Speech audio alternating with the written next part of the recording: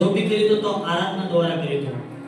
દાઉદ રાજાએ ગોલિયાતને હરાયો તો નાનો સોરો થો અને જે ગોલિયાતને હરાવાય તો તાર કેવો નાનો સોરો તો પણ ઈ હું કરતો તો પરમેશ્વર પિતાની ભક્તિ અને આરાધના કરતો તો। હાલેલુયા। દાઉદ રાજા કરતો તો પરમેશ્વર પિતાના ભજન કરતો તો કેમ કે તેના ભજન દ્વારા પરમેશ્વર પિતાની પવિત્ર આત્મા આવી હતી ને તેને બડા બડા ચમત્કાર કર્યા હતા। Hallelujah hallelujah.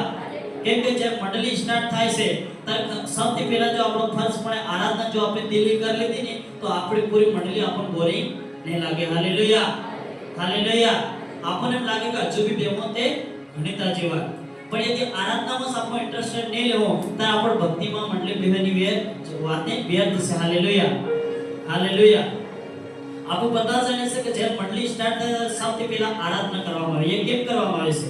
કેમ કે આરાધના यानी કે પરમેશ્વર પિતાને સમુખ આપણ લઈ જાય છે તેના